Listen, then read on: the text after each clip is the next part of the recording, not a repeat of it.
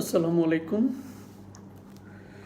সবাইকে রমজানুল মোবারকের শুভেচ্ছা জানিয়ে শুরু করছি। এই লকডাউন পিরিয়ডে আজকে আমাদের ষষ্ঠ পর্ব মেডিকেল স্টুডেন্টদের প্রয়োজনীয় কিছু টপিক নিয়ে ডিসকাশনের জন্য আমার এই উদ্যোগ। তারই ধারাবাহিকতায় আজকে আমি রিটেনশন অফ ইউরিন এবং বেনাইন প্রোস্টাটিক হাইপারপ্লাসিয়া এই বিষয়ের উপর কিছু আলোকপাত করব।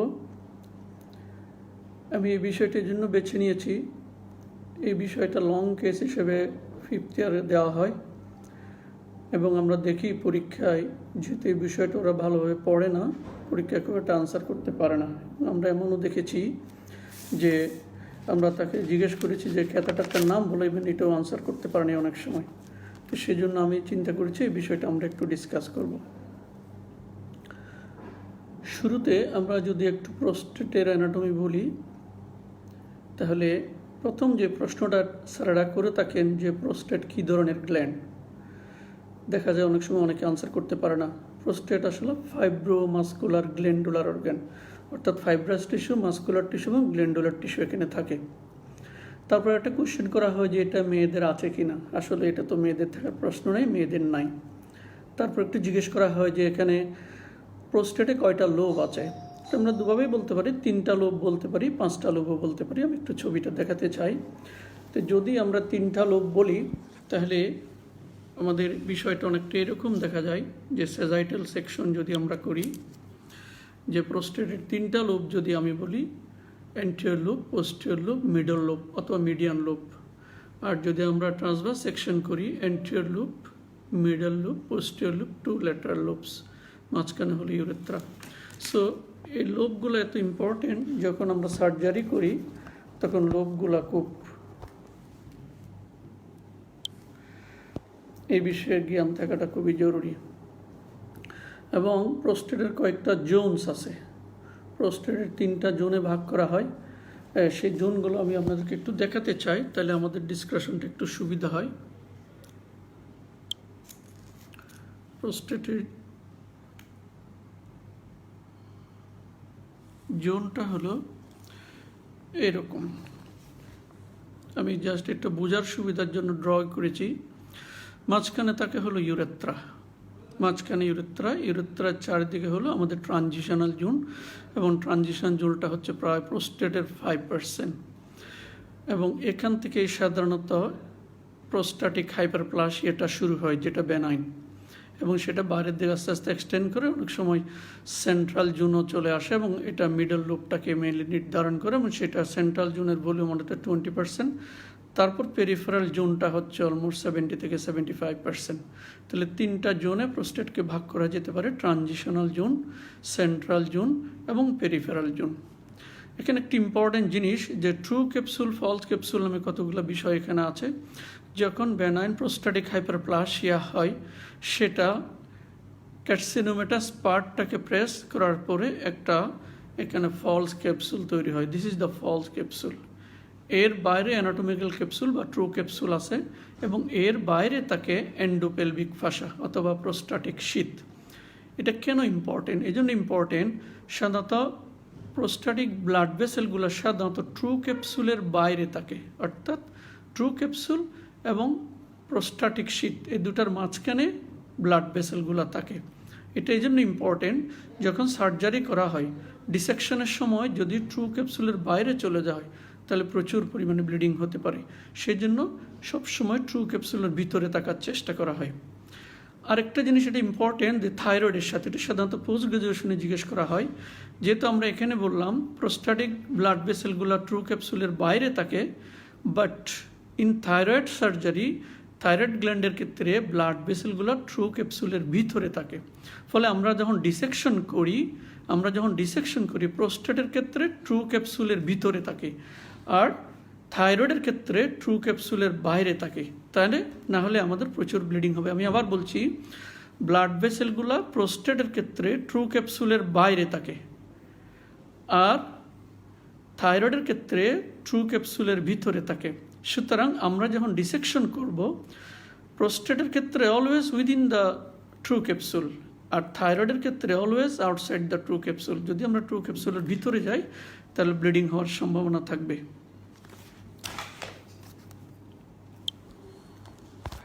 নেক্সট হলো আমাদের যে জিজ্ঞেস করা হয় যে থাইরয়েডের কী কাজ। Actually thyroid secretion increases the bulk of the semen. তাছাড়া এখানে যে পিএসএ নামে যে জিনিসটা বের হয়, এটা একটা টিউমার মার্কার, এটা গ্লাইকোপ্রোটিন, প্রোস্টেট স্পেসিফিক অ্যান্টিজেন, সেটা আমি পরে একটু ডিসকাস করব। সেটা আমাদের সিমেনকে লিকুইফাই করতে কিছুটা হেল্প করে। অ্যানাটমির ক্ষেত্রে আরেকটা জিনিস দরকার, প্রোস্টেটের সাইজটা কীরকম। আমরা বলে থাকি যে 2, 3, 4, অর্থাৎ এটা এমন একটা অর্গান যেখানে লেংথ আর ব্রেডথের চেয়ে কম, 2/3/4 সেন্টিমিটার, এবং সাইজটা জরুরি অনেকটা। কিছু কিছু ক্ষেত্রে অপারেশনের ক্ষেত্রে এটা জরুরি। আর প্রোস্টেটের ওজন বা ভলিউম যেটা আমরা বলি, ইট ইস 20 to 25 গ্রাম। এখন আমরা টার্মটা কি বলবো, কি benign enlargement of the prostate বলবো, না বেনাইন প্রোস্টেটিক হাইপারপ্লাসিয়া বলবো, না এনলার্জ প্রোস্টেট বলে? এটা নিয়ে আমাদের সিনিয়র স্যারদের মধ্যে অনেক সময় একটু, আমরা যখন পরীক্ষা দিয়েছি, একটু কন্ট্রোভার্সি রাইজ করছিল যে যিনারা এনলার্জ প্রোস্টেট বলতে চান ওনাদের বক্তব্য হলো যে যেহেতু বেনাইন অর মেলিগন্যান্ট, এটা একটা হিস্টোপ্যাথোলজিক্যাল ডায়াগনোসিস, সুতরাং হিস্টোপ্যাথোলজিক্যাল ডায়াগনোসিস করার আগে এনলার্জ প্রোস্টেট বলা ভালো, এবং সেটা যুক্তিসঙ্গত। বাট স্ট্যান্ডার্ড বইপত্রে টার্মগুলা বেনাইন প্রোস্টেটিক হাইপারপ্লাসিয়া হিসেবে লেখা আছে, সেটা হলো এটি কথা। তো এখন আমরা যখন এই টার্মগুলো বলি, তখন স্যারেরা জিজ্ঞেস করবেন হোয়াট ইজ হাইপারপ্লাসিয়া। যখনই একটা শব্দ আমরা উচ্চারণ করবো পরীক্ষা, ওটা থেকে নেক্সট কোয়েশ্চেনটা করা হয়। তাহলে হাইপারপ্লাসিয়া আমি আগেও একবার বলেছিলাম, increase in the size of an organ due to increase in the number of cell। এটা হলো হাইপারপ্লাসিয়ার ডেফিনিশন, এবং প্যাথোলজি স্যারেরা এটা খুব সুন্দর করে পড়ান। আরেকটা হচ্ছে যে এই যে হাইপারপ্লাসিয়া আমরা বললাম, এটা কোথায় হয়? প্রোস্টেটে যে আমরা বললাম যে ফাইব্রোমাস্কুলার গ্ল্যান্ডুলার অর্গান, তাহলে কোন পোর্শনে এই জিনিসটা হয়? এটা গ্ল্যান্ডও হয় এবং কানেকটিভ টিস্যু পোর্শনও হয়, দুই জায়গাতেই হয়। এটা আরেকটা কোয়েশ্চেন। এখন আরেকটা কোয়েশ্চেন এখানে করা হয় যে ডাজ দ্য প্রোস্টেট গেটস অ্যাট্রোফাইড, অর্থাৎ প্রোস্টেট ছোট হতে পারে কিনা? হ্যাঁ, এটা সম্ভব যদি ক্যাস্ট্রেশন করা হয়, অর্থাৎ অর্কিডেক্টমি করার পরে প্রোস্টেট ছোট হতে পারে, এবং সেটা বোঝা যাচ্ছে এখানে হরমোনাল কিছু ইনফ্লুয়েন্স আছে। নেক্সট হলো যে আমাদের ইটিওলজিটা কি? ইটিওলজিটা হলো যে আমরা জানি বয়স বাড়ার সাথে সাথে আমাদের টেস্টোস্টেরন লেভেলটা কমে যায় এবং ইস্ট্রোজেন লেভেলটা বেড়ে যায়। ফলে ইস্ট্রোজেন এবং টেস্টোস্টেরনের যে ইমব্যালেন্স, তার কারণেই আসলে বয়স বাড়ার সাথে সাথে প্রোস্টেটটা বড় হয়। তাহলে এটা হলো আমাদের একটু বেসিক অ্যানাটমি এবং প্যাথোলজি বা ফিজিওলজি নিয়ে কথা। এখন একটা প্রোস্টেটের রোগী যখন আমাদের কাছে আসে, আমরা তাকে কি কি হিস্ট্রি নিব? প্রথমে আমরা যে হিস্ট্রিটা নিব সেটা হলো যে আমাদের এইজ। আমরা জানি প্রোস্টেটটা সাধারণত 50 বছরের পরে আস্তে আস্তে বড় হয়, এবং 50 বছরের সাধারণত বড় হয়, এবং দেখা গেছে যে 60 ইয়ার্স হতে হতে অ্যাবাউট 50% মানুষের prostate histologically benign prostatic hyperplasia দেখা যায়। বিষয়টা আমি আবার বলছি, প্রোস্টেট বড় হয় সাধারণত 50 বছরের পরে, but by the age of 60 দেখা গেছে 50% মানুষের মেলের যে হিস্টোলজিক্যালি বেনাইন প্রোস্টেটিক হাইপারপ্লাসিয়া পাওয়া যায়। তাছাড়া রুগীকে আমরা আর যে হিস্ট্রিগুলো নিব, LUTS অর্থাৎ লোয়ার ইউরিনারি ট্র্যাক্ট সিমটম, সেটা আমি একটু পরে ডিটেলস আরও বলবো। তারপর আমরা রিটেনশনের হিস্ট্রি নিব, সেটাও আমি ডিটেলস বলবো। Then haematuria, passage of blood with the urine, এটা আছে কিনা এটা আমরা জিজ্ঞেস করবো। আরেকটা জিনিস অবশ্যই আমরা জিজ্ঞেস করবো, যেহেতু রিটেনশন নিয়ে রুগী আসতে পারে, যে ট্রমার কোনো হিস্ট্রি আছে কিনা। যদি পার্টিকুলার কতগুলো ট্রমা আছে যেগুলোতে রাপচার ইউরিথ্রা হয়, যেমন ম্যানহোল, ফল স্ট্রাইট, বা একটা জিমন্যাস্টিক বা সাইক্লিং বা রোড ট্রাফিক অ্যাক্সিডেন্ট, এই সমস্ত ক্ষেত্রে আমরা ট্রমার হিস্ট্রিটা নিব। এবং যদি রাপচার ইউরিথ্রাকে তার ট্রায়াড অফ সাইন থাকে, perineal haematoma, unable to void and periurethral bleeding, তাহলে আমরা এটা একটু জিজ্ঞেস করবো যার এগুলো আছে কিনা। যদি কেন এটা জিজ্ঞেস করবো, যদি আমরা দেখি যে কোনো একটা রোগীর রিটেনশন অফ ইউরিন ট্রমার কারণে হয়েছে, তাহলে সেক্ষেত্রে আমরা ক্যাথেটার দিব না, বিশেষ করে জুনিয়র লেভেলে আমরা কখনো ক্যাথেটার এটা অ্যাডভাইস করবো না। সুতরাং আমি যদি একটু হিস্ট্রি নিই, বিশেষ করে ট্রমার কোনো হিস্ট্রি নিই, তাহলে রুগী আমরা দেখতে পারবো পেরিনিয়ামটা যদি এক্সামিন করি যে রাপচার ইউরিথ্রা আছে কিনা। এবং যদি এখানে একটু জিজ্ঞেস করা হয়, যদি ট্রমা নিয়ে আসে যে বোঝা যাচ্ছে এটা রাপচার ইউরিথ্রা, তাহলে আমরা কি করব? স্যার জিজ্ঞেস করেন রুগী তো টেনশনে ব্যথা পাচ্ছেন, তাহলে আমরা অবশ্যই ক্যাথেটার দিব না জুনিয়র লেভেলে, এবং আমরা সেটার জন্য সুপ্রাপিউবিক পাংচার করতে পারি। তাতেও যদি না হয়, আমরা সিনিয়রদের হেল্প নিয়ে সুপ্রাপিউবিক সিস্টোস্টমি করে দিতে পারি। তো সেটা হলো যে আমাদের অনেকটা হিস্ট্রির ক্ষেত্রে বিষয়। এখন এই রুগীগুলো আমাদের কাছে কি নিয়ে প্রেজেন্ট করে? রুগীরা আমাদের কাছে আসে লোয়ার ইউরিনারি ট্র্যাক্ট সিমটম। এটা যখন আমরা বলি LUTS বলে সংক্ষেপে, যখন আমরা এটা বলি তখন স্যারেরা জিজ্ঞেস করেন যে what is lower urinary tract and what is upper urinary tract. এটা দেখে যে অনেক সময় আনসার করা হয় না। লোয়ার ইউরিনারি ট্র্যাক্ট মিনস যে ব্লাডার অর্থাৎ urinary bladder and urethra, and upper urinary tract means kidney and ureter. এটা একটা বিষয়। আমরা যখন স্টুডেন্ট ছিলাম এই লোয়ার ইউরিনারি ট্র্যাক্ট সিমটম টার্মিনোলজিটা ছিল না, তখন বলা হতো যে ফিচার্স অফ প্রোস্টাটিজম। আমরা খুব মুখস্থ করে বল ফ্রিকোয়েন্সি, আর্জেন্সি, হেজিটেন্সি, নকটুরিয়াল সব মুখস্থ বলে ফেলতাম। বাট এখন যেহেতু আরও রিসার্চ হয়েছে সেই টার্মিনোলজিগুলো অনেক দুভাগে ভাগ করেছেন। একটা হলো যে ভয়েডিং সিমটম, আর একটা হচ্ছে যে স্টোরেজ সিমটম। তো কেন টার্মিনোলজিটা চেঞ্জ করা হলো, কেন প্রোস্টাটিজম নয়? দেখা গেছে যে শুধুমাত্র যে সিমটমের কথা আমরা বললাম এটা যে শুধু প্রোস্টেটের কারণে হয় তা কিন্তু নয়, আদার কিছু কারণেও এটা হতে পারে, ব্লাডারের কারণে বা প্রোস্টেটের ব্লাডার নেকের কারণে অনেক সময় এই সিমটমগুলো হতে পারে। সেই জন্য এগুলাকে ফিচার্স অফ প্রোস্টাটিজম না বলে লোয়ার ইউরিনারি ট্র্যাক্ট সিমটম বলা হয়ে থাকে। এখন লোয়ার ইউরিনারি ট্র্যাক্ট সিমটম আমি আগেই বলেছি দু ধরনের আছে, একটা হচ্ছে ভয়েডিং আর একটা স্টোরেজ। আমরা যখন স্টুডেন্টরা টার্মিনোলজিগুলো বলে আমরা জিজ্ঞেস করি কোনটা কি, তখন দেখা যায় যে এটা খুব একটা ক্লিয়ারে আনসার করতে পারে না। সেই জন্য আমি এগুলো একটু বলতে চাই। ভয়েডিং প্রবলেমের মধ্যে যেটা হচ্ছে প্রথম হলো হেজিটেন্সি, হেজিটেট করে, অর্থাৎ প্রস্রাব আসতে একটু ডিলে হয়, দেরি করে, এবং সেটা যখন ব্লাডার ফুল থাকে আরও ওয়ার্স হয়, আরও খারাপ হয়, নাম্বার ওয়ান। নাম্বার টু হচ্ছে ফ্লোটা খুব কম, পুয়ার ফ্লো হয়, এবং এটা যখন পুয়ার ফ্লো হয় পেশেন্ট করে কি আরও স্ট্রেন করে, তখন আরও পুয়ার হয়। সুতরাং এটা স্ট্রেন করলে ইমপ্রুভমেন্ট হয় না। ইন্টারমিটেন্ট স্ট্রেন মাঝে মাঝে হয়, মাঝে মাঝে হয় না, এরকম স্টপস অ্যান্ড স্টার্টস, এটাকে বলে ইন্টারমিটেন্ট স্ট্রেন। দেন ড্রিবলিং হয়, অর্থাৎ আমাদের যেটা বলে যে ফোটা ফোটা প্রস্রাব হয়। অনেক সময় sense of incomplete bladder emptying এটা হতে পারে, এবং অনেক সময় রুগীর মনে হচ্ছে তার প্রস্রাব এখনই আটকে, near retention. So these are the voiding symptom. কোনটা কি এটা অনেক সময় এক্সপ্লেন করতে বলা হয়। আর স্টোরেজ সিমটম মধ্যে ফ্রিকোয়েন্সি, এটা নিয়ে সাধারণত বলার কিছু নাই। নেক্সট হচ্ছে যে নকটোরিয়া, অর্থাৎ রাত্রে প্রস্রাবটা বেশি হয়, এবং আর্জেন্সি মানে প্রস্রাবটা ধরে রাখতে পারেন, এখনই মনে হচ্ছে যেন এখনই করতে হবে, এটা হতে পারে। আর্জ ইনকন্টিনেন্স এবং নকটোরিয়া এটা হতে পারে। নেক্সট হলো রুগী আমাদের কাছে রিটেনশন অফ ইউরিন নিয়ে আসে। এখন রিটেনশন অফ ইউরিন সেটা দু ধরনের, অ্যাকিউট রিটেনশন, ক্রনিক রিটেনশন।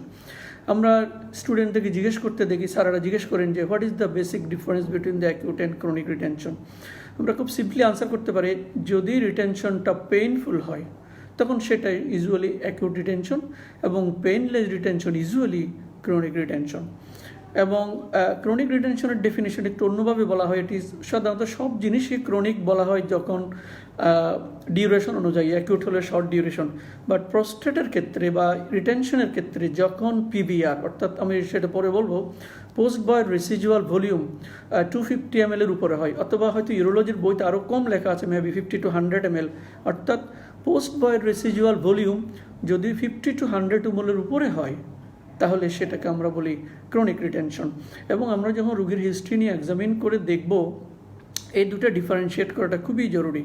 এ কারণে জরুরি যে আমি অ্যাকিউট রিটেনশনে রুগীকে হয়তো ক্যাথাটার দিয়ে সাথে সাথে রিলিভ করে দিলাম, রুগী ব্যথা থেকে রিটেনশন থেকে মুক্তি পেল, পরে ডেফিনেটিভ মেজার। বাট যখন একটা ক্রনিক রিটেনশনে রুগীকে আমি ক্যাথাটার দিয়ে সাডেনলি রিলিভ করে দেব, তাহলে কিছু প্রবলেম হতে পারে। সেটা কি, একটা হচ্ছে হেমাচুরিয়া হতে পারে, যেহেতু ব্লাডারগুলো এতদিন ডিস্টেন্ডেড ছিল বা আপার ট্র্যাক ডিস্টেন্ডেড ছিল, সাডেনলি কোলাপস হওয়ার কারণে ব্লিডিং হতে পারে, বোথ আপার ট্র্যাক থেকে হতে পারে এবং ব্লাডার থেকে হতে পারে। আর আরেকটা জিনিস খুব ডেঞ্জারাস, সেটা হলো পোস্ট অবস্ট্রাকটিভ ডায়োরেসিস, অর্থাৎ এতদিন যে ব্লাডারগুলা, এতদিন যে আমাদের রিঅ্যাবজর্পটিভ সিস্টেমগুলা প্রেশারে ছিল, ফলে রিঅ্যাবজর্পশন ক্যাপাসিটিটা ডিক্রিজ হয়ে গেছিলো। এবং যখন আমরা সাডেনলি রিলিজ করে দেবো, সো রিঅ্যাবজর্পশন হবে না, আমাদের ফ্লুইড ইলেকট্রোলাইটগুলো লস হয়ে যাবে, ওয়াটার লস হবে এবং কমপ্লিকেশনগুলো দেখা দিবে। তো সেই জন্য যখন রুগীটা ক্রনিক রিটেনশন হয় তখন আমাদের ইন্টারমিটেন্ট ডিকম্প্রেশন করতে হয়, অর্থাৎ কিছু দূর ক্ল্যাম্প করে রাখবো, প্রস্রাব ছাড়বো, কিছু দূর এভাবে করতে হয়। সেটার জন্য আমরা একটু খেয়াল রাখি। অনেক সময় রুগীরা আমাদের কাছে আসে যে chronic retention with renal impairment, এবং রেনাল ইম্পেয়ারমেন্ট যদি হয় আমরা কীভাবে বুঝবো? যদি আমরা একটা রিটেনশনের রুগী যদি দেখি এনিমিয়া আছে, অথবা আমরা একটা রুগী যদি দেখি যে ডিহাইড্রেশন আছে, তাহলে তাহলে অবশ্যই আমরা ধরে নিতে পারি যে তার রিঅ্যাবজর্পশন ক্যাপাসিটি কমে গেছে এবং ইরাথ্রোপোয়েটিন যে একটা অ্যাক্টিভিটি আছে সেটা কমে গেছে, ফলে এটা আমাদের মাথায় রাখতে হবে। অনেক সময় complication of the bladder outlet obstruction আছে, সেটা আমরা পরে বলি, এগুলো নিয়ে রুগী আমাদের কাছে আসতে পারে এবং হেমাচুরিয়া নিয়েও আসে। So these are the way that how the prostate present to us. এখন আমরা যে বলেছিলাম যে একটা শব্দ ব্লাডার আউটলেট অবস্ট্রাকশন, তাহলে ব্লাডার আউটলেট অবস্ট্রাকশনটা কি? ব্লাডার আউটলেট অবস্ট্রাকশনের যে আমরা যদি একটু ছবিটা দেখাই তাহলে আমার মনে হয় বুঝতে সবার একটু সুবিধা হবে যে কি কি কারণ ব্লাডার আউটলেট অবস্ট্রাকশন, সেটা একটু বলে নিই। এটা হচ্ছে একটা ইউরোডাইনামিক ডিফিনিশন, যে যদি হাই ব্লাডার প্রেশারের সাথে ফ্লো রেটটা লো হয়, অর্থাৎ ইউরিনের ফ্লো রেটটা লো, ব্লাডারের প্রেশারটা হাই, তখন সেটাকে আমরা বলি ব্লাডার আউটলেট অবস্ট্রাকশন। এটা একটা ইউরোডাইনামিক স্টাডি করে ডেফিনিশনটা দেওয়া হয়েছে। এবং আমরা যদি এখানে ব্লাডার আউটলেট অবস্ট্রাকশনের কিছু কারণ বলি, সেটা মুখস্থের কোনো আমার মনে হয় প্রয়োজন নেই, জাস্ট ছবিটা দেখলে মনে থাকবে। এটা আমি প্রথমে আবার যারা ছবিগুলো আমাকে প্রোভাইড করেছেন ইন্টারনেট, আমি তাদেরকে ধন্যবাদ জানাচ্ছি এবং কৃতজ্ঞতা প্রকাশ করছি। All the gratitude and thanks. So আমরা যদি ধরি এটা ব্লাডার, এটা নেক, এটা প্রোস্টেট, এটা ইউরেথ্রা, তাহলে ব্লাডার নেকের দুটা কারণ, একটা হচ্ছে bladder neck hypertrophy and bladder neck stricture. এটা অনেক কারণে হতে পারে, দুটা কারণে হতে পারে। আমরা যদি প্রোস্টেটের দুটা কারণ বলি, benign enlargement of the prostate অর্থাৎ বিপিএইচ, আরটা হচ্ছে malignant enlargement of the prostate, আরটা হচ্ছে ইউরেথ্রা। আমরা একটা বলি স্ট্রিকচার ইউরেথ্রা, এবং আরটা হচ্ছে যে মিয়াটাল স্টেনোসিস। তাহলে এখানে আমরা সেটা দেখতে পাচ্ছি, যে নেক এ প্রবলেম, হাইপারট্রফি অথবা stricture, prostatic enlargement, stricture urethra এবং মিয়াটাল স্টেনোসিস। তাহলে পাঁচটা কারণে, আরও অনেকগুলো কারণ আছে যে আমাদের বেনাইন ব্লাডার আউটলেট অবস্ট্রাকশন হতে পারে, সেটা জিজ্ঞেস করা হয় এবং সেটা মনে রাখতে হবে। এবং তার মধ্যে benign prostatic hyperplasia is the commonest cause, এবং অলমোস্ট 70% ব্লাডার আউটলেট অবস্ট্রাকশনের কারণ হচ্ছে বেনাইন প্রোস্টাটিক হাইপারপ্লাসিয়া। সুতরাং যখন রুগীটা রিটেনশন নিয়ে আমাদের কাছে ওয়ার্ডে আসে, এটা স্যারদের খুবই প্রিয় প্রশ্ন, আমরা কি করব। তো এখন এটা কজটা একটু আইডেন্টিফাই করতে পারলে ভালো, টাইপ অফ দি রিটেনশনটা একটু আইডেন্টিফাই করতে পারলে ভালো, এবং লেভেল অফ স্টুডেন্টও নির্ভর করবে, লেভেল অফ ম্যানেজমেন্টটা নির্ভর করবে। তবে যে আনসারটা স্যারেরা শুনতে চান, যে আসার সাথে সাথে আমরা ক্যাথেটার করব না, আমরা রুগীকে একটু কাউন্সেলিং করব, আমরা রুগীকে একটু প্রপার এনভায়রনমেন্ট দিব, আমরা রুগীকে একটু স্ক্রিনিং দিব, এবং একটা এমন পরিবেশ দিব যা আমরা তাকে এনকারেজ করব যেন সে নিজে নিজে প্রস্রাবটা করতে পারে। এবং অনেক ক্ষেত্রে তারা এটা পারে যদি আমি প্রপার একটা এনভায়রনমেন্ট ক্রিয়েট করে দিই। তবে মনে রাখতে হবে, যদি রাপচার নিয়ে আসে, রিটেনশন হয়, তাহলে সেক্ষেত্রে আমরা অবশ্যই রুগীকে প্রস্রাব করার জন্য এনকারেজ করব না, বরঞ্চ ডিসকারেজ করব। এবং এখানে স্টুডেন্ট একটা ভুল করে থাকে যে রাপচার নিয়ে আসলে রুগীর কী সমস্যা, বলে sir retention of urine haematuria. না, রিটেনশন থাকলে হেমাচুরিয়া কেমন হবে, সেটাকে আমরা বলবো blood passage through the meatal, মানে মিয়াটাসে ব্লাড থাকবে, সুতরাং এটা হেমাচুরিয়া নয়, জাস্ট ব্লাড যাবে। এটা যেন আমরা ভুল না করি। তাহলে ক্যাথেটার করার সময় ওখানে অনেকগুলো প্রশ্ন করতে পারে যে কী কী প্রিকশন, কী কী লাগে, সেগুলো আমাদের আজকে বিবেচ্য বিষয় না। তবে মনে রাখতে হবে, অবশ্যই আমাদের 5P খেয়াল রাখতে হবে, যে তাকে কাউন্সেলিং করতে হবে, প্রাইভেসি এটা প্রপারলি দিতে হবে, এবং প্রেজেন্স রাখতে হবে, আমাদের স্ক্রিনিং দিতে হবে, এবং একটা প্রপার প্রসিডিউর আমাদেরকে মেনটেন করে সেটা করতে হবে। এখন আমরা এটা রিটেনশনে রুগীকে এক্সামিন করলে কি পাবো? আমরা এক্সামিনেশন দুটো পার্ট, এখানে একটা হচ্ছে অ্যাবডোমেন এক্সামিন করবো আমরা রিটেনশনের রুগীর, এবং আমরা অবশ্যই ডিজিটাল রেক্টাল এক্সামিনেশন করব। আমরা অ্যাবডোমেন এক্সামিনেশন যদি করি তাহলে আমরা কি পেতে পারি? একটা রিটেনশন রোগীর কমনলি আমরা যেটা পাবো lower abdominal distension, definitely distinction বা লোয়ার অ্যাবডোমিনাল একটা সোয়েলিং বা লাম আমরা পেতে পারি। এবং স্যারদের আর একটা কমন প্রশ্ন হচ্ছে লোয়ার অ্যাবডোমিনাল সোয়েলিংয়ের আর কী কী কারণ আছে। এবং মেয়েদের ক্ষেত্রে কারণগুলো বেশি, খুব কমনলি হলো প্রেগনেন্সি, এবং সেটা আরেকটা হচ্ছে ওভারিয়ান টিউমার। ছেলেদের ফুল ব্লাডার, মেয়েদেরও ফুল ব্লাডার হতে পারে।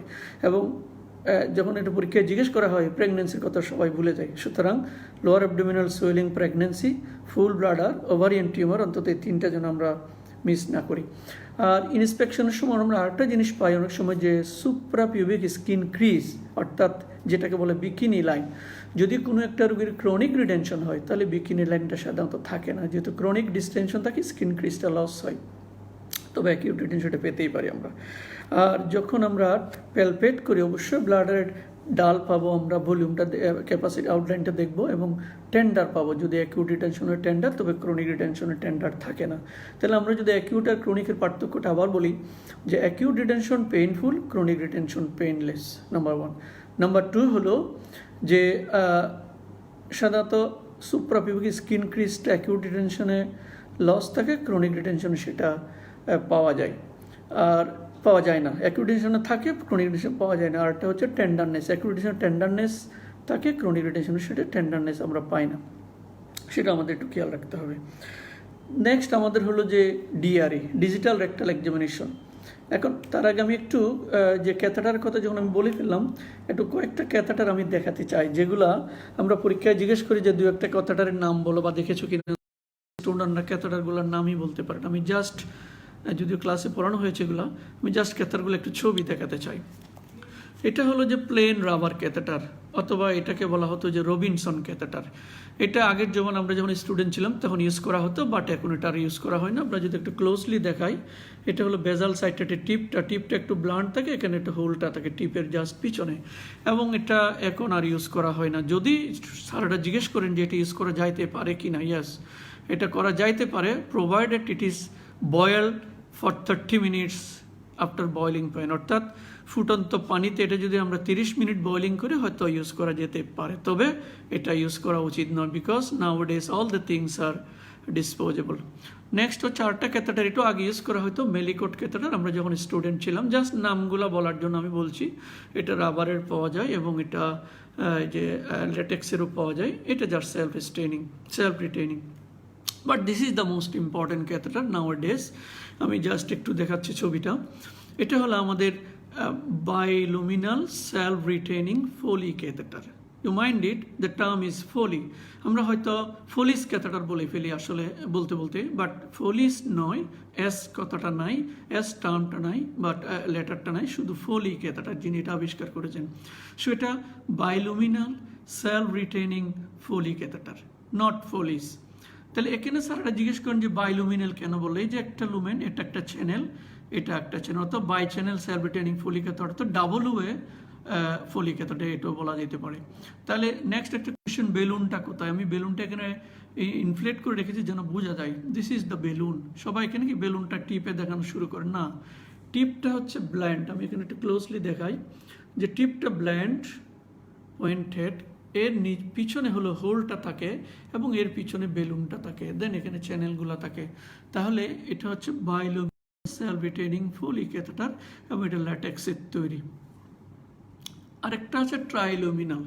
তাহলে এটা অনেক ডিসক্রিপশন আছে, অনেক পড়াশোনা এখানে আছে, আমি অত ডিটেলস বলবো না। তাহলে এই যে চ্যানেল, ট্রাই চ্যানেল, একটা চ্যানেল, দুটা চ্যানেল, তিনটা চ্যানেল, এই চ্যানেলটা হচ্ছে বাল্বের জন্য বা বেলুন ইনফ্লেট করার জন্য, এখানে একটা বাল্ব থাকে। এই চ্যানেলটা হচ্ছে ইউরিনের জন্য, ইউরিন যেটা দিয়ে ইভাকুয়েট করা যায়। আর আরেকটা হচ্ছে যে যেটা ইরিগেশন চ্যানেল, এটা হচ্ছে ইরিগেশন চ্যানেল।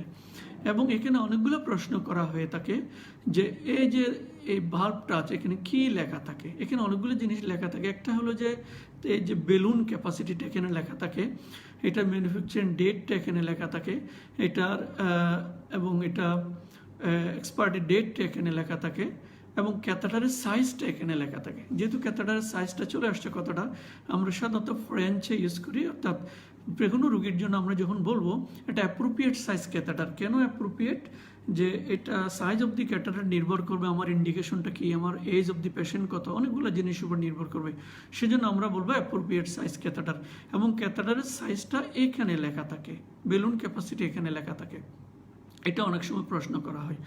আচ্ছা, এটা হলো আমাদের ইউরিনের চ্যানেল, এবং এটা হচ্ছে আমাদের ইরিগেশন চ্যানেল। ইরিগেশন আমরা সাধারণত দিয়ে হলো নর্মাল স্যালাইন দিয়ে, বাট যখন আমরা প্রস্টেট সার্জারি করে থাকেন আমাদের ইউরোলজিস্ট কলিগরা, যখন ডায়াথার্মি ইউজ করেন, পার্টিকুলারলি দ্য মনোপোলার, তখন ওরা নর্মাল স্যালাইনটা ইউজ করেন না, ডেক্সট্রোস অ্যাকোয়া ইউজ করেন, অথবা গ্লাইসিন সলিউশন ইউজ করেন। আর বেলুন যে আমরা বললাম যে বেলুনটা আমরা কখন ফুলাবো, আমরা বেলুনটা কি দিয়ে ফুলাবো? সাধারণত আমরা ডিস্টিল ওয়াটার দিয়ে ফুলাই, বা ডিস্টিল ওয়াটার দিয়ে ফুলানো উচিত। তো স্যাররা জিজ্ঞেস করেন যে নর্মাল স্যালাইন দিয়ে ফুলানো যাবে কিনা। নর্মাল স্যালাইন এখানে ইউজ করা যাবে না, কারণ নর্মাল স্যালাইন প্রেসিপিটেট করবে, বেলুন ডিফ্লেট করা যাবে না। এবং অনেক সময় আমি এমনও দেখেছি যে স্যাররা জিজ্ঞেস করেন কেন এয়ার দিয়ে ফুলানো যাবে না, বাতাস দিয়ে? বাতাস দিয়ে ফুলানো উচিত হবে না, কারণ বাতাস দিয়ে টিপটা ফ্লোট করে থাকবে, ইউরিন আসবে না। সুতরাং ideal solution to ইনফ্লেট the balloon is the distil water, এবং সেটা আমি একটু একটু ইনফ্লেট করে দেখিয়েছি। এটা ট্রাই চ্যানেল, আমি আবার বলছি, এটা হচ্ছে বেলুন, এটা ইরিগেশন, এটা হলো ইরিগেশন চ্যানেল, মাঝখানটা ইউরিন, টিপটা এখানে থাকে, হোলটা পিছনে থাকে, এবং এটার বেলুনটা আরও পিছনে থাকে। আরেকটা জিনিস আমি একটু বলতে চাই যে আমরা কখন বেলুনটা ফুলাবো।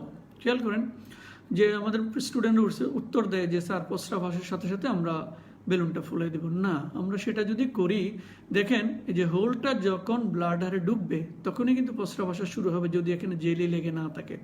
তো সেক্ষেত্রে আমার বেলুনটা কিন্তু এখনও প্রস্টাটিক ইউরেথ্রাতে রয়ে গেল, পিছনে রয়ে গেল। ফলে প্রস্রাব, এটা হোলটা যখন ব্লাডারে ঢুকবে তখন প্রস্রাব আসা শুরু হয়।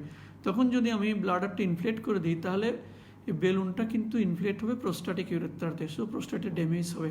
তো সেই জন্য যখন ইউরিন আসা শুরু হবে, এরপরেও আমরা ক্যাথাটার আরও কিছু পুশ করব ব্লাডারের ভিতরে, দেন আমরা একটু হয়তো ওয়াশ করতে পারি, এখানে জেলি লেগে থেকে অনেক সময় আসতে চায় না, সেটা ক্লিয়ার করার পরে তখন আমরা বেলুনটাকে ইনফ্লেট করব, এবং তখন আমরা শিওর হব যে এটা আমাদের ব্লাডারের মধ্যে আছে, আমরা এটা ইউরেথ্রাতে ইনফ্লেট করে নিই।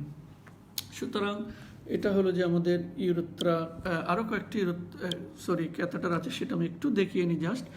এটা আমি দেখিয়েছি। আরটা হলো যে এটা যেটা আমরা আগে দেখেছি একই জিনিস, বাট এটা হলো যে সিলিকনের তৈরি, ওটা হচ্ছে এটা একটু বেটার। এটা আমরা যদি ল্যাটেক্স, যেটা আগে দেখালাম ল্যাটেক্সের, এটা হলো ল্যাটেক্সের, এটা যদি আমরা একবার দেই এক জায়গায় 2 উইক্সের মধ্যে এটা চেঞ্জ করলে ভালো, বা 2 to 3 উইক্স। বাট যখন লেটেক্সের আমরা দিই, এটা 2 to 3 মান্থস পর্যন্ত আমরা রাখতে পারি। তবে এটা অলওয়েজ নট ট্রু। দেখা গেছে 7 দিন পর, আমি দেখেছি 7 দিন পর এখানে এনকাস্ট্রেশন হয়ে গেছে, but it is a better quality, এবং এটার দামও অনেকটা বেশি। এটা হলো একটা ন্যালাটন ক্যাথেটার, খুব কমনলি আমরা ইউজ করি, এটা ড্রেন পারপাসে ইউজ করা হয়, এটা সিজ করতে ইউজ করা হয়, clean intermittent self catheterisation use করা হয়। আরেকটা ক্যাথেটার অনেক সময় ইউজ করা হয়, এটা হলো যে মেল কন্ডম ক্যাথেটার এবং ফিমেল কন্ডম ক্যাথেটার, দুটাই পাওয়া যায়।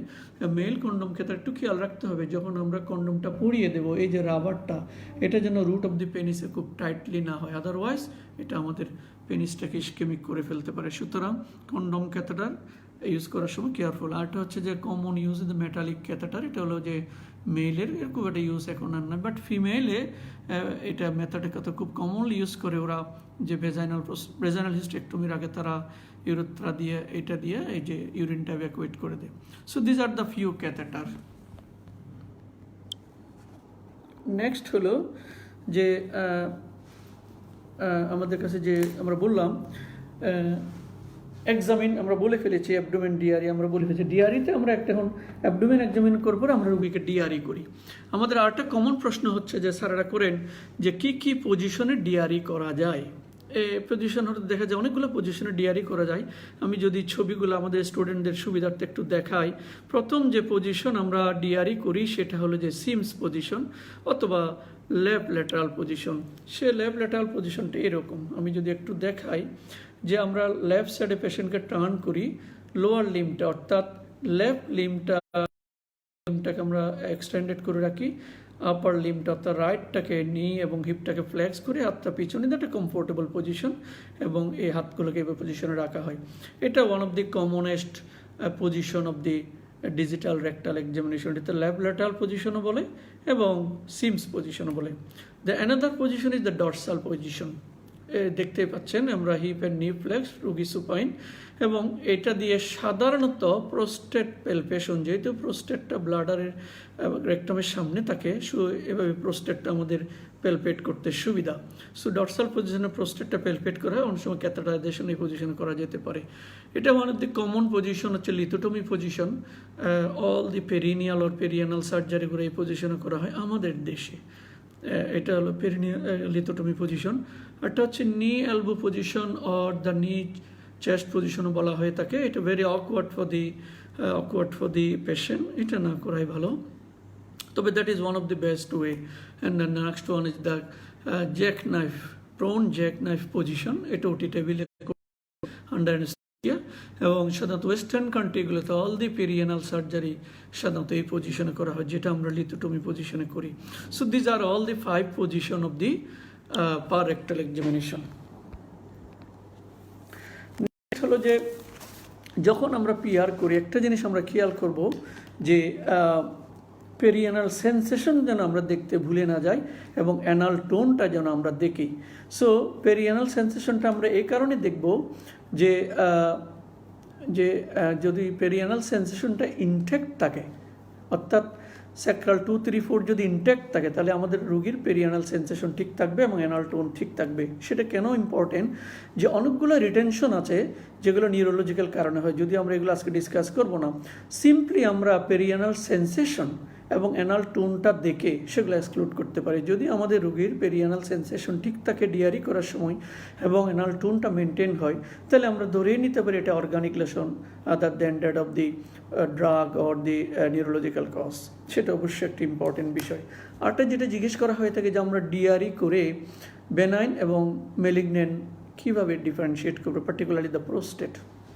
খুবই কমন একটা প্রশ্ন যে আমরা বেনাইনের ক্ষেত্রে অবশ্যই দুটার ক্ষেত্রে প্রোস্টেটটা এনলার্জ হবে এবং আপার লিমিট আমরা পেতেও পারি, নাও পেতে পারি, এটা নির্ভর করবে। তবে বেনাইন যদি হয় আমরা প্রোস্টেটের যে সারফেস এটি স্মুথ পাবো, এটা একটু ফার্ম কনসিস্টেন্সি পাবো, রেকটাল মিউকোজাটা ফ্রি থাকবে, নন টেন্ডার থাকবে, মিডিয়াল সালকাসটা প্রমিনেন্ট পাবো এবং আমরা যখন অঙ্গুরটা উইথড্র করব তখন আমরা সেটা ব্লাড স্টেন পাবো না।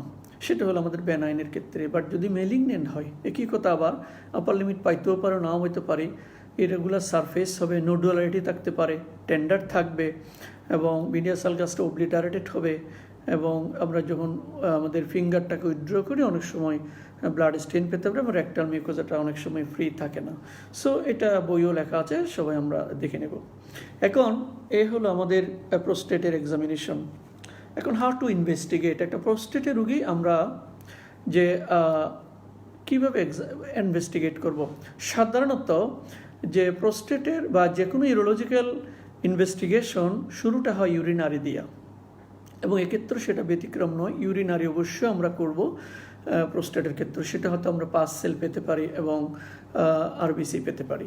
আরেকটা জিনিস অবশ্যই যেন আমরা ভুল না করি যে ক্রিয়েটিন করতে যেন আমাদের ভুল না হয়। ক্রিয়েটিন কারণ অনেক সময় প্রোস্টেট বড় হয়ে আমাদের রোগী রেনাল ইম্পেয়ারমেন্ট নিয়ে আসে, সেক্ষেত্রে আমরা যদি ক্রিয়েটিনটা করি ইজিলি বুঝে ফেলতে পারবো যে কজটা কি।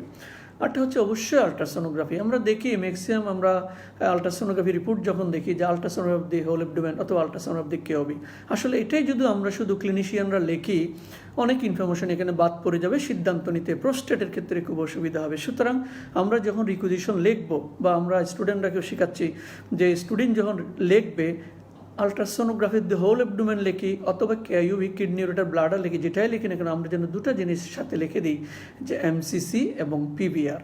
এমসিসি মানে হলো যে ম্যাক্সিমাম সিস্টোমেট্রিক ক্যাপাসিটি, অর্থাৎ ব্লাডারের ক্যাপাসিটিটা ওনারা আমাকে দেখে দিবে, অর্থাৎ ইউরিন ভলিউমটা মাপবে এবং পিভিআরটা দেখাবেন পোস্ট বয়েড রেসিজুয়াল ভলিউম, অর্থাৎ আমি এমসিসিটা মাপলাম, রুগীকে আবার বললাম যে আপনি প্রস্রাব করে আসেন, তখন আমরা আবার পিভিআরটা মাপলাম। কারণ আমরা যখন প্রোস্টেটের ক্ষেত্রে সিদ্ধান্ত নিব বা অ্যাকিউট ক্রনিক রিটেনশন ডিফারেন্সিয়েট করব তখন এই পিভিআরটা আমাকে যথেষ্ট হেল্প করবে। তাহলে এবং একই সাথে এমসিসি, কোনো একটা রোগীর যদি ব্লাডারে ইউরিনই না থাকে তাহলে পিভিআর নীল হবে। তাহলে আমাকে যদি রিপোর্টটা দিল যে পিভিআর নীল, ইট সিগনিফাইজ নাথিং।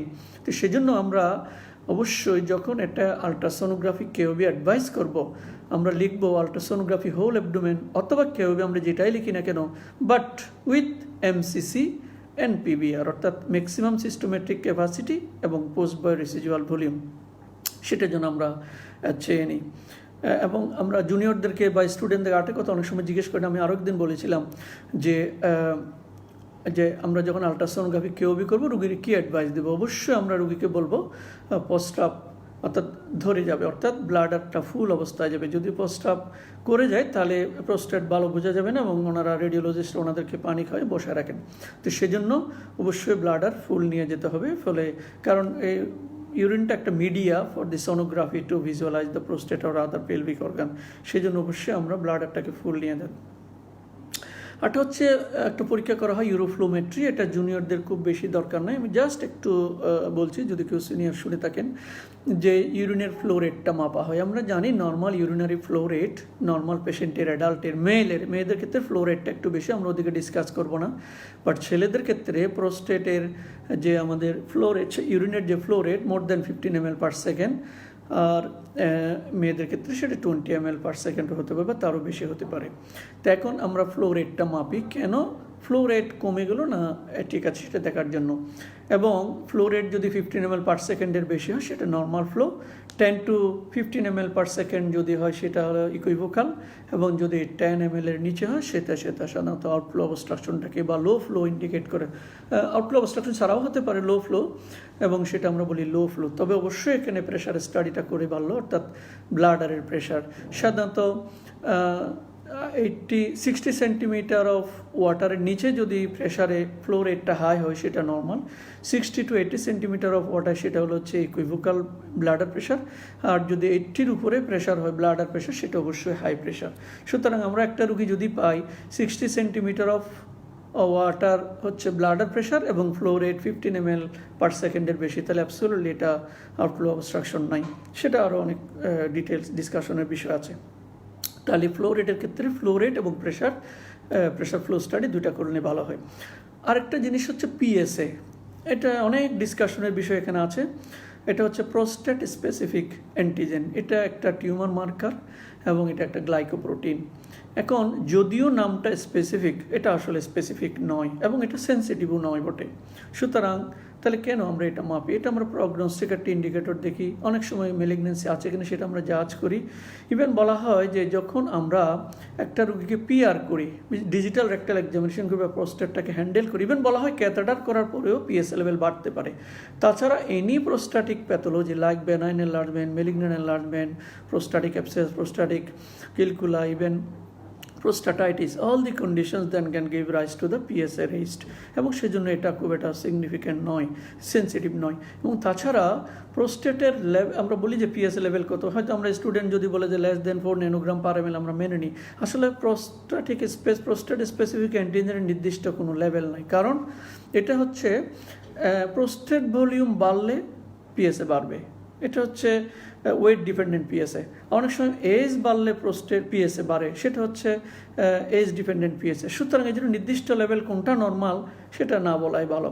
তো সেই জন্য রুগী যদি বয়স বাড়ে, একটা 90 ইয়ার্সের বয়সের মেলের পিএসএ লেভেল আর 10 ইয়ার্সের মেলের পিএসএ লেভেল অনেকটা এক হবে না। তো যেহেতু বয়স বাড়ার সাথে সাথে পিএসএ বাড়ে এবং ওজন বাড়ার সাথে সাথে পিএসএ বাড়ে, সেজন্য এই দুটাকে বলা হয় ওয়েট ডিপেন্ডেন্ট পিএসএ এবং এজ ডিপেন্ডেন্ট পিএসএ। তবে কেন এটা ইম্পর্টেন্ট? আর এটা ইম্পর্টেন্ট হচ্ছে যে যখন মেলিগনেন্সি হয় বলা হয় যে এটা সাধারণত 30-র উপরে চলে যায়, 30 nanogram/ml উপরে চলে যায়, তখন এটা সাধারণত প্রোস্টেট মেলিগনেন্সি হলে আমরা ধরে নিতে পারি আর কি। আরেকটা জিনিস হচ্ছে যে ট্রান্সরেক্টাল আলট্রাসোনোগ্রাফি, এটা অনেক সময় প্রয়োজন হতে পারে আরও ভালো ভিজুয়ালাইজের জন্য, এবং অনেক সময় প্রোস্টেট বায়োপসিটা ট্রান্স করে করা হয়, সেটা হয়তো আমরা অত বেশি ডিটেলস করব না। তবে প্রোস্টেট বায়োপসি নিয়ে আমি একটা দুটো কথা বলতে চাই যে আমরা কখন প্রোস্টেট বায়োপসি করব। তো সাধারণত ইউরোলজিস্ট কলিগরা এগুলো ডিল করে থাকেন যখন আমরা ডিআরই করি, দেখি prostate irregular, nodular or any features of malignancy. আমাদের আলট্রাসোনোগ্রাফিতে যদি বলে যে ইনহোমোজেনাস ইকোটেকচার, অর্থাৎ হোমোজেনিসিটি অফ দি ইকোটেকচার লস্ট হয়ে গেছে, আর আরেকটা যদি আমরা দেখি পিএসএ লেভেল অনেক হাই, তাহলে পিএসএ লেভেল বেশি ডিআরই করে ফিচার্স অফ মেলিগনেন্ট প্রোস্টেট, এবং আমরা যদি দেখি যে আলট্রাসোনোগ্রাফিতে ইকোজেনিসিটিটা লস্ট হয়ে গেছে, তখন আমরা সেটাকে প্রোস্টেট বায়োপসির জন্য আমরা অ্যাডভাইস করি। এখন আরেকটা প্রশ্ন অনেক সময় করা হয়ে থাকে যে ব্লাডারে কী কী চেঞ্জ হয়, ব্রানাইন প্রোস্টাটিক বা মেলিগনেন্ট প্রোস্টাটিক হাইপারপ্লাসিয়াতে ব্লাডারে কী কী চেঞ্জ হয়, এটা একটা কমন কোয়েশ্চেন।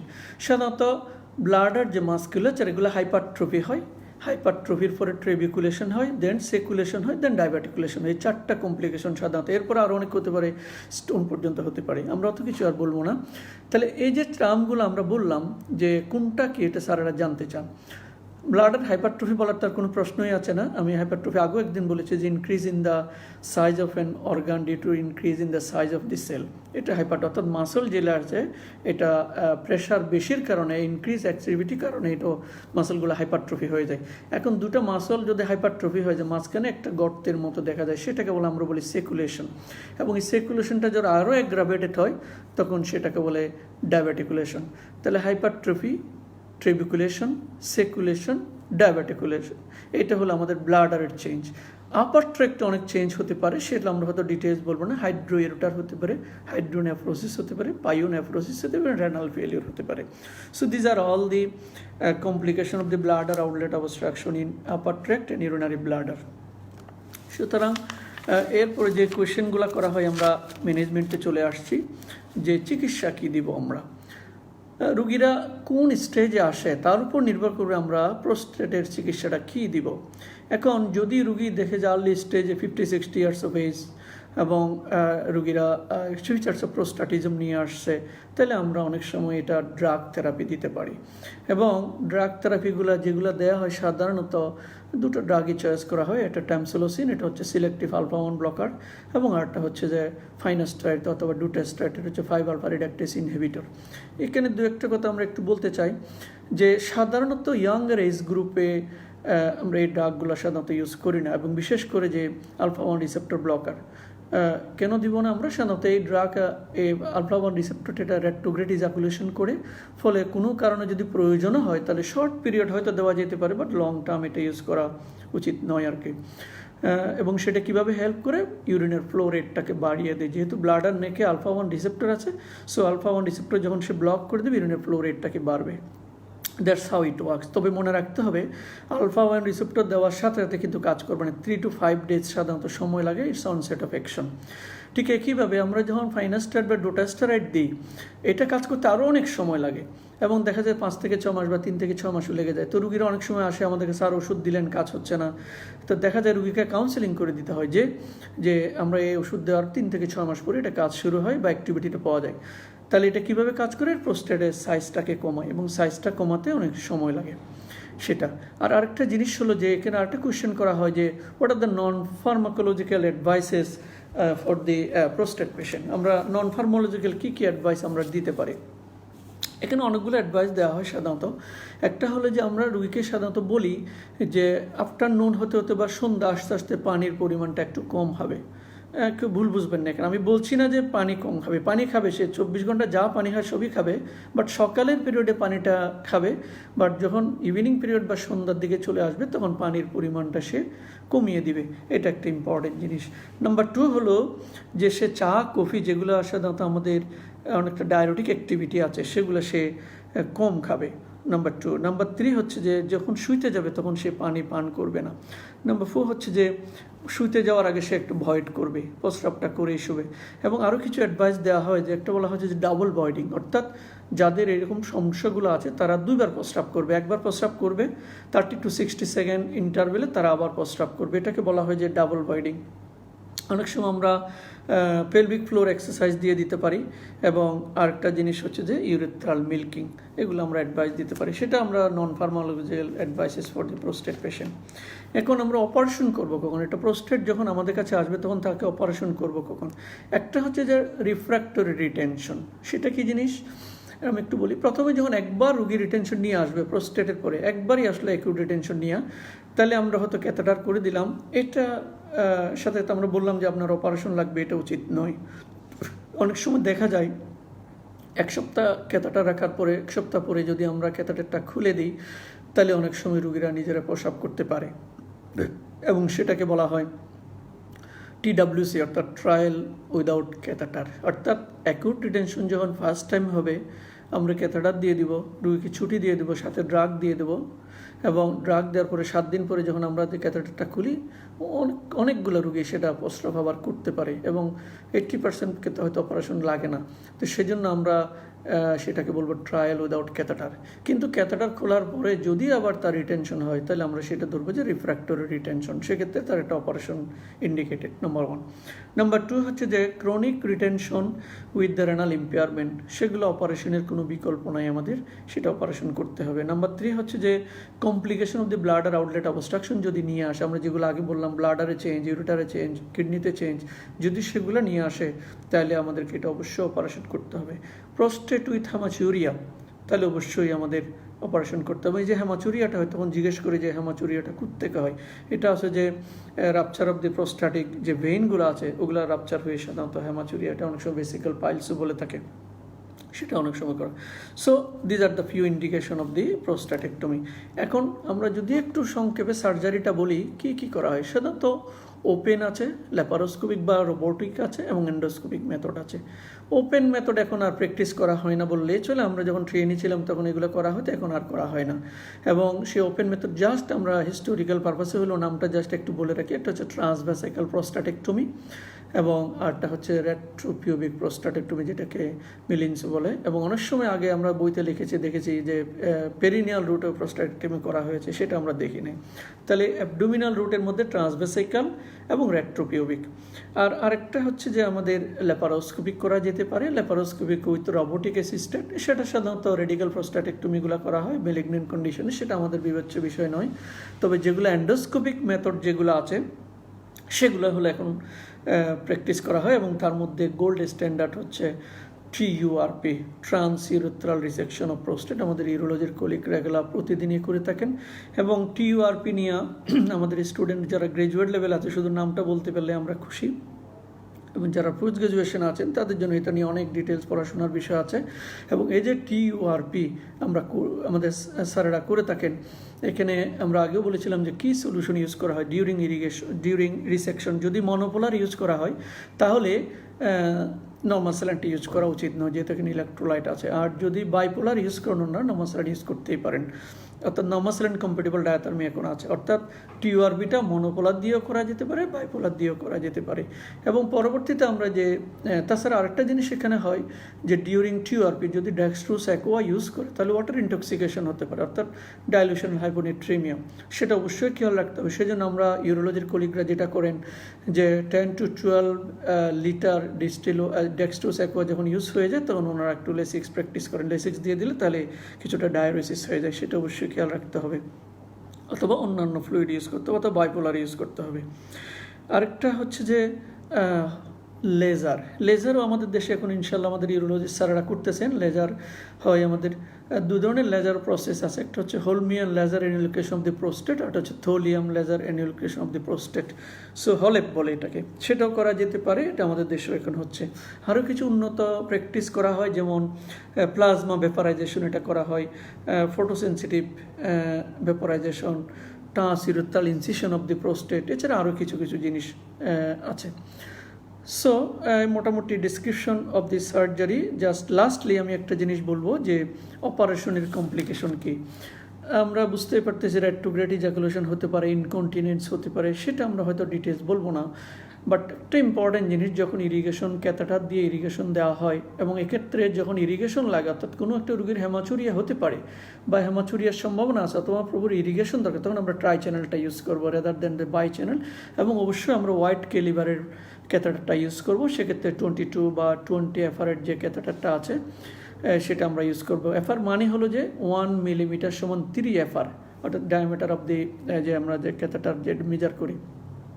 এখানে একটা জিনিস স্যারদের খুব প্রিয়, যে ক্লট রিটেনশন, অর্থাৎ যখন অপারেশনের পরে ক্যাথেটার দিয়ে ব্লাডারটাকে ইরিগেট করে তখন কী সমস্যা হতে পারে, ক্লট রিটেনশন হতে পারে। অর্থাৎ যে আমরা যে হোলটা দেখিয়েছিলাম যে ক্যাথেটার টিপে, হোলের মধ্যে কোনো কারণে যদি ক্লটটা জমে যায় তাহলে রোগী আর প্রস্রাব করতে পারে না, তখন সেটাকে বলা হচ্ছে ক্লট রিটেনশন। এটা আমাদের সময় স্যারদের খুব প্রিয় প্রশ্ন ছিল, এখনও করা হয়ে থাকে।